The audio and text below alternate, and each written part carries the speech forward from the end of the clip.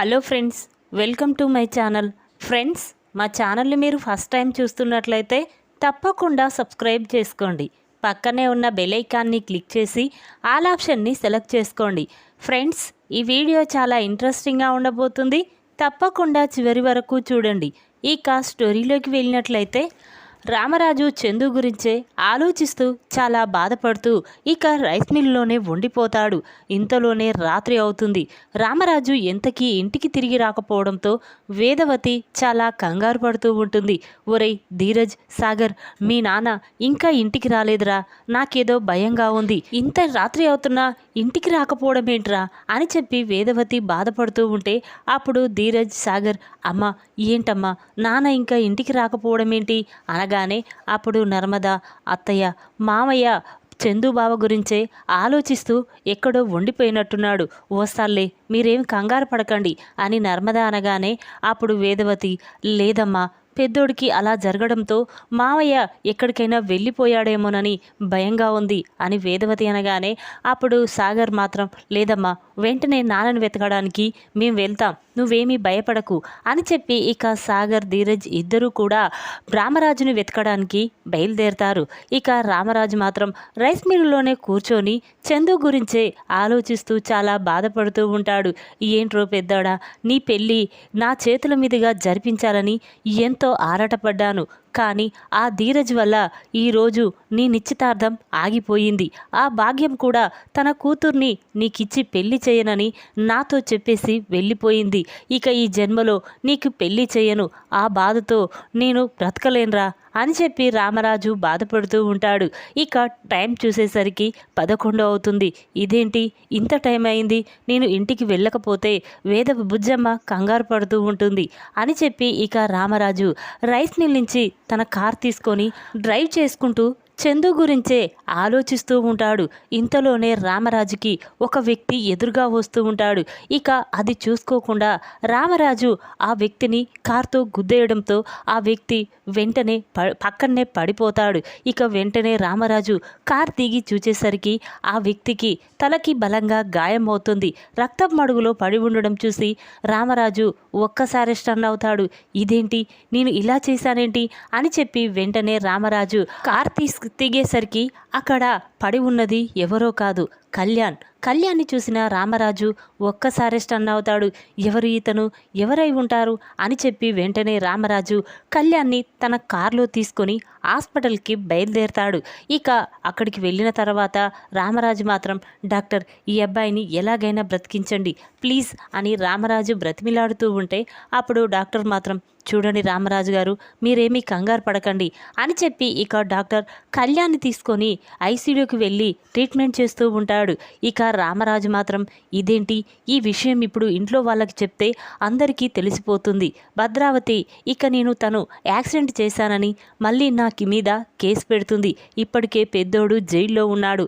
లేదు, ఈ అబ్బాయిని నేను కాపాడి తర్వాత నేను ఇంటికి వెళ్తాను అని చెప్పి ఇక రామరాజు రాత్రంతా హాస్పిటల్లోనే ఉంటాడు.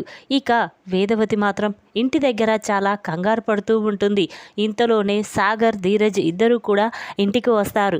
ఇక వాళ్ళని చూసిన వేదవతి, ఏంట్రా మీ నాన్న ఎక్కడ కనిపించలేదా అనగానే అప్పుడు సాగర్, లేదమ్మా ఎక్కడ వెతికినా నాన్న కనిపించలేదు, ఫోన్ చేస్తే స్విచ్ ఆఫ్ వస్తుంది అని సాగర్ చెప్పగానే ఇక వేదవతి మాత్రం చాలా కంగారు పడుతూ, ఎలారా మీ నాన్న ఎక్కడికి వెళ్ళుంటాడు, ఒకవేళ చందు అన్నయ్యకి అలా జరిగిందని మీ నాన్న ఏమైనా చేసుకుంటాడో ఏమో అని చెప్పి వేదవతి అంటూ ఉంటే అప్పుడు నర్మద, చూడత్తయ్య మామయ్య అంతేమీ పిరికివాడు కాదు, మీరేమీ భయపడకు అని చెప్పి నర్మద అంటుంది.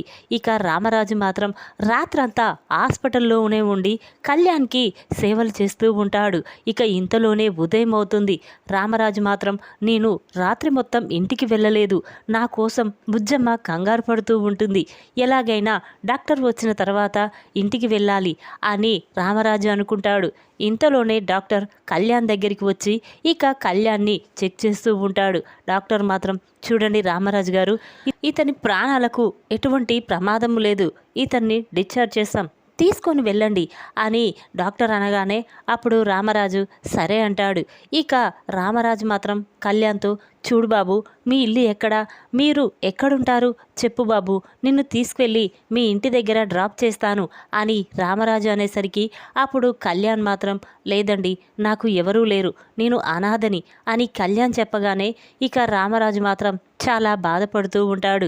ఇక వెంటనే చూడు బాబు, నువ్వేమీ బాధపడకు, నీకు అభ్యంతరం లేకపోతే నేను నిన్ను మా ఇంటికి తీసుకువెళ్తాను అని రామరాజు అనగానే అప్పుడు కళ్యాణ్ మాత్రం అవును, ఇప్పుడు నా చేతిలో డబ్బులు కూడా లేవు, ఎలా బ్రతకాలో కూడా తెలియడం లేదు, కొద్ది రోజులు ఈ పెద్దాయన ఇంట్లో తల దాచుకుంటే తర్వాత నేను ఎక్కడికైనా వెళ్ళిపోతాను అని చెప్పి ఇక కళ్యాణ్ ఆలోచించి సరేనండి మీతోనే వస్తాను అని కళ్యాణ్ చెప్పగానే ఇక రామరాజు చాలా సంతోషపడుతూ వెంటనే కళ్యాణ్ని కార్లో తీసుకొని ఇంటికి వస్తాడు. ఇక కార్ సౌండ్ వినబడడంతో అందరూ కూడా ఇక రామరాజు కోసం ఎదురు చూస్తూ బయటికి వస్తారు. ఇంతలోనే కార్లో నుంచి రామరాజు దిగడం చూసిన వేదవతి, సాగర్, ధీరజ్ అందరూ కూడా చాలా సంతోషపడుతూ ఉంటారు. ఇక రామరాజు మాత్రం రా బాబు లోపలికి వెళ్దాం అని రామరాజు అనగానే ఇక కళ్యాణ్ కార్ దిగి రామరాజు దగ్గరికి వస్తాడు. కళ్యాణ్ని చూసిన వేదవతి, సాగర్, ధీరజ్ అందరూ కూడా ఒక్కసారి స్టన్ అవుతారు. ఇక వెంటనే వేదవతి కళ్యాణ్ని చూసి ఏంటండి ఇతను ఎవరు, నువ్వు ఇంటికి తీసుకొచ్చావేంటి అని వేదవతి అనగానే అప్పుడు రామరాజు చూడు వేదవతి, నేను కార్ డ్రైవ్ చేసుకుంటూ వస్తుంటే నా కార్ కింద ఇతను పడి దెబ్బకు తగిలించుకున్నాడు, అందుకే ఇతన్ని హాస్పిటల్లో జాయిన్ చేశాను, తనకు ఎవరూ లేరు, తను అనాథ అని చెప్పడంతో ఇక నాకు చాలా బాధ అనిపించేసి ఈ అబ్బాయిని మన ఇంటికి తీసుకొచ్చాను, కొద్ది రోజులు మన ఇంట్లోనే ఉంటాడు, ఆ తర్వాత వెళ్ళిపోతానని చెప్పడంతో ఇక్కడికి తీసుకొచ్చాను అని రామరాజు అంటాడు. ఆ మాటలు విన్న వేదవతి ఒక్కసారి స్టన్ అవుతుంది. ఇక రామరాజు మాత్రం పద బాబు లోపలికి వెళ్దాం అని చెప్పి ఇక కళ్యాణ్ని తీసుకొని రామరాజు ఇక లోపలికి వెళ్తాడు. ఇక వేదవతి, ధీరజ్, నర్మద, ప్రేమ కూడా చాలా కంగారు పడుతూ ఉంటారు. వేదవతి మాత్రం ఒరే ధీరజ్ ఇదేంట్రా, ఈ కళ్యాణ్ గాడు మన ఇంటికి వచ్చాడేంట్రా, అసలు వీడు ఏం చేయాలనుకుంటున్నాడు అని వేదవతి అంటూ ఉంటే అప్పుడు నర్మద లేదత్తయ్య, అతనికి దెబ్బలు తాగడం వల్లనే కదా మావయ్య ఇక్కడికి తీసుకువచ్చాడు, కొద్ది రోజులు చూద్దాం, ఏదైనా చేశాడంటే అప్పుడు వాడి సంగతి చెప్దాం అని నర్మద అనగానే అప్పుడు ధీరజ్ మాత్రం లేదొదినా, వీడు కావాలనే ఇక్కడికి వచ్చినట్టు నాకు అనిపిస్తుంది అని ధీరజ్ అంటాడు. ఇక రామరాజు మాత్రం ఏంటి బుజ్జమ్మ బయట నిలబడ్డారేంటి, ఏం మాట్లాడుకుంటున్నారు, లోపలికి రండి అనగానే అప్పుడు అందరూ కూడా లోపలికి వస్తారు. ఇక రామరాజు మాత్రం ఫ్రెష్ అవ్వడం కోసం లోపలికి వెళ్తాడు.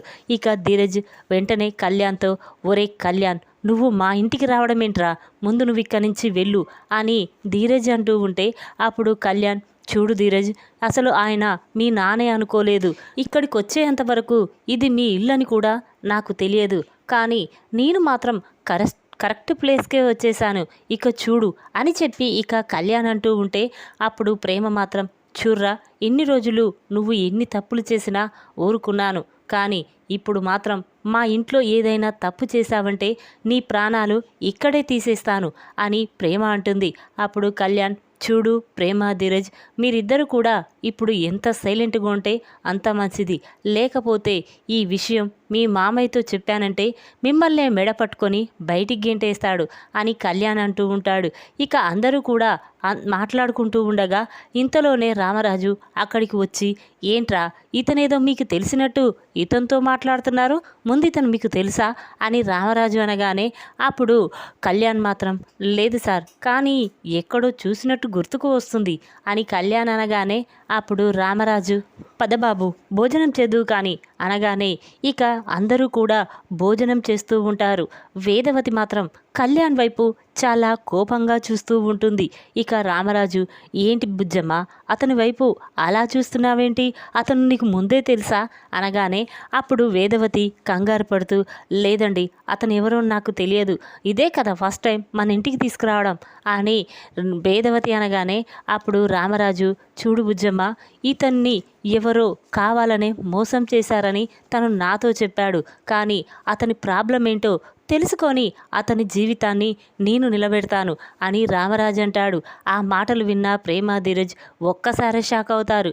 ఇక వెంటనే అందరూ కూడా అక్కడి నుంచి వెళ్ళిపోతారు. ఎవరి రూమ్లో వాళ్ళు నిద్రపోతూ ఉంటారు. ఇక కళ్యాణ్ మాత్రం బయటే కూర్చొని, అంటే నేను కరెక్ట్ ప్లేస్కే వచ్చాను. ఈ ప్రేమ ఎవరికి తెలియకుండా ధీరజ్ని పెళ్లి చేసుకుంది. అంటే ఈ నన్ను ప్రేమించిన విషయం రామరాజుకి తెలియదు. అందుకే ఇప్పుడు ప్రేమని ఒక ఆట ఆడుకుంటాను అని చెప్పి కళ్యాణ్ అనుకుంటూ ఉంటాడు. ఇంతలోనే ప్రేమ ధీరజ్ కళ్యాణ్ దగ్గరికి వచ్చి, ఇక ధీరజ్ మాత్రం కళ్యాణ్ కాలర్ పట్టుకొని, ఒరే కళ్యాణ్, నువ్వు మర్యాదగా ఇంట్లో నుంచి వెళ్ళిపోతే సరి, లేకపోతే నీ ప్రాణాలు తీసేస్తాను అని ధీరజ్ అనగానే అప్పుడు కళ్యాణ్, చూడు, ఇక్కడికి మీ నాన్న తీసుకువచ్చాడు. మీ నాన్న పొమ్మనేంత వరకు నేనిక్కడి నుంచి పోను. చూడు, మీరిద్దరూ ప్రేమించుకొని పెళ్లి చేసుకున్నారని మీ నాన్నతో అబద్ధమాడారు. మీ ప్రేమ నన్ను ప్రేమించింది, మోసం చేసింది, కావాలనే మళ్ళీ ధీరజ్ని పెళ్లి చేసుకుందని నేను ఒక్క మాట మీ నాన్నతో చెప్పానంటే మిమ్మల్నిద్దరినీ మెడపట్టుకొని బయటికి గెంటేశారు. చూడు, నాకు ఇక్కడ ఎటువంటి ప్రాబ్లం లేకుండా చూసుకుంటే సరి, లేకపోతే ఏం చేస్తానో నాకే తెలియదు అని చెప్పి ఇక కళ్యాణ్ అక్కడి నుంచి వెళ్ళిపోతాడు. ఇక ఆ మాటలు విన్న ధీరజ్కి మాత్రం చాలా కోపం వస్తుంది. వెంటనే ప్రేమతో, చూసావా, ఇదంతా నీ వల్లే కదా, వాణ్ణి నమ్మొద్దని నెత్తి నోరు మొత్తుకున్నా నువ్వు వినలేదు. ఆ రోజు తిరుపతి మామయ్య కూడా నీతో చెప్తే మా మాటలు పట్టించుకోకుండా వాడితో తిరిగావు. ఇప్పుడు వాడు చూడు ఏం చేస్తున్నాడో, మనల్నే టార్గెట్ చేస్తున్నాడు. ఈ విషయం నాన్నకి చెప్తే ఇక నాన్న మాత్రం మనల్ని ఎప్పటికీ క్షమించడు. ఇదంతా నీ మెడలో తాళి కట్టడం వల్లే అని చెప్పి ధీరజ్ అంటూ ఉంటే అప్పుడు ప్రేమ మాత్రం, ఛీ, ఇంకా ఎన్నిసార్లు అంటావురా అలా అని, నువ్వు ఆ కళ్యాణ్ గారిని ఏమీ చేయలేకపోతున్నావు అని చెప్పి ఇక చాలా కోపంగా ప్రేమ తన రూమ్లోకి వెళ్ళిపోతుంది. ఇక ధీరజ్, ప్రేమ, కళ్యాణ్ల మాటలు చాటుగా విన్న తిరుపతి ఒక్కసారి స్టన్ అవుతాడు. ఇదేంటి, వీళ్ళు ఇలా మాట్లాడుకుంటున్నారేంటి? అంటే ప్రేమ ధీరజ్ ఇద్దరూ ప్రేమించుకోలేదా, పెళ్లి చేసుకోవాలనుకోలేదా? అంటే ఆ రోజు ఈ కళ్యాణ్ గారిని ప్రేమ ప్రేమించింది, ధీరజ్ పెళ్లి చేసుకోవడం ఏంటి? అయినా ఏదో వీళ్ళ మధ్య జరిగింది, కానీ ఆ విషయం మాతో చెప్పట్లేరు అని చెప్పి వెంటనే తిరుపతి ధీరజ్ దగ్గరికి వచ్చి, ఒరే ధీరజ్, నిజం చెప్పరా, అసలు నువ్వు ప్రేమ కళ్యాణ్ ఇద్దరూ ప్రేమించుకున్నారు, కానీ నువ్వు ప్రేమ మెడలో తాళి కట్టడం ఏంటి, నిజం చెప్పు అనగానే అప్పుడు ధీరజ్ వెంటనే తిరుపతిని హగ్ చేసుకొని, మావయ్య, అసలు ప్రేమ నేను ప్రేమించుకోలేదు, పెళ్ళి చేసుకోవాలనుకోలేదు, కానీ ఆ కళ్యాణ్ చేతిలో ప్రేమ మోసపోయింది. ఆ రోజు హోటల్లో ప్రేమని మోసం చేసి డబ్బు నగలు తీసుకొని పారిపోయాడు. ఇక ఇంతలోనే పోలీసులు రైడుకు రావడంతో ప్రేమ పోలీసులకి ఎక్కడ దొరికిపోతుందనని ఆ బాధతో ప్రేమ జీవితం నాశనమైపోతుందని అమ్మ మాత్రం నా చేత ప్రేమ మెడలో బలవంతంగా తాళి కట్టించింది. ఇప్పుడు అది అదునుగా తీసుకొని ఆ కళ్యాణ్ గాడు నాన్నకి ఈ విషయం చెప్తానని మమ్మల్ని బెదిరిస్తున్నాడు అని చెప్పి ఇక ధీరజ్ అనగానే ఆ మాటలు విన్న తిరుపతి, ఒరే ధీరజ్, నువ్వేమీ భయపడకరా, వాడి సంగతి నేను చూసుకుంటాను. ప్రేమని మోసం చేసిందే కాకుండా ఇప్పుడు మళ్ళీ మిమ్మల్ని బెదిరిస్తున్నాడా, పద వాడి సంగతి చెప్దాం అని చెప్పి తిరుపతి అనగానే అప్పుడు ధీరజ్, లేదు మావయ్య, ఇప్పుడు వాణ్ణి ఏదన్నా సరే నాన్న ఊరుకోడు. ఇప్పటికే నా వల్ల చందు అన్నయ్య జీవితం నాశనం అయిపోయిందని నాన్న నా మీద చాలా కోపంగా ఉన్నాడు. మళ్ళీ ఇంకో తప్పు చేయలేను మావయ్య, కానీ నేనే కరెక్ట్ టైం చూసుకొని ఆ కళ్యాణ్ గారిని ఇంట్లో నుంచి పంపించేస్తాను అని చెప్పి ఇక ధీరజ్ తిరుపతితో చెప్తూ ఉంటాడు. ఇంతలోనే వేదవతి అక్కడికి వస్తుంది. ఇక వేదవతిని చూసిన తిరుపతి మాత్రం, ఏంటక్క, నువ్వు కూడా ఇలా చేసావేంటి? ఇప్పుడు నువ్వు ధీరజ్ చేత ప్రేమ మెడలో తాళి కట్టించావని బావకి తెలిసిపోతే బావ నిన్ను కూడా క్షమించడు. అయినా ఒక మోసం చేసిందా దానిలా బావ ముందు నువ్వు నిలబడతావు అని తిరుపతి అనగానే అప్పుడు వేదవతి, చూర్రా తిరుపతి, అసలు ఏం చెయ్యాలో ఆ టైంలో నాకు ఏమీ అర్థం కాలేదు. అందుకే నా పుట్టింటి పరువు పోకుండా నేను ధీరజ్ చేత ప్రేమ మెడలో తాళి కట్టించాను. కానీ ఈ గొడవలు ఇంతవరకు దారి తీస్తాయని అస్సలు ఊహించుకోలేదు. ఈ 2 కుటుంబాల మధ్య ఈ పెళ్ళి కలుపుతుందనుకున్నాను, కానీ శాశ్వతంగా విడదీస్తుందని అస్సలు ఊహించలేకపోయాను అని చెప్పి ఇక వేదవతి బాధపడుతూ ఉంటుంది. ఇక తిరుపతి మాత్రం, చూడక్క, ఏదో ఒక రోజు ధీరజ్ ప్రేమల గురించి భద్రావతక్క నిజం తెలుసుకుంటుంది. ఆ రోజు అక్కే నీ దగ్గరికి వచ్చి నీ కాళ్ళు పట్టుకొని నీకే క్షమాపణ చెప్తుంది. ఆ రోజు తొందరలోనే వస్తుంది. నువ్వేమీ బాధపడకక్క, పదండి లోపలికి వెళ్దాం అని చెప్పి ఇక తిరుపతి అనగానే అప్పుడు వేదవతి మాత్రం, ఒరే తిరుపతి, ఇప్పుడు నువ్వు అన్న మాట నెరవేరుతుందా అని చెప్పి ఇక వేదవతి బాధపడుతూ ఉంటుంది. ఈ విధంగా ప్రమాదంలో ఉన్న కళ్యాణ్ని కాపాడి ఇంటికి తీసుకువచ్చిన రామరాజు, షాక్లో వేదవతి. ఈ వీడియో కనుక మీకు నచ్చినట్టయితే లైక్ చేయండి.